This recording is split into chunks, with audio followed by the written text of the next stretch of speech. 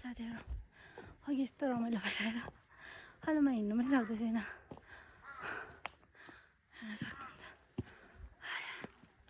बिहानदेखि केही नखाएको नि त त्यही भएर पनि होला अब जाने बेला पनि भयो त्यही भएर पनि होला सायद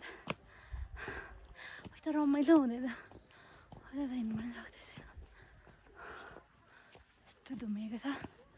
चिसो त्यस्तै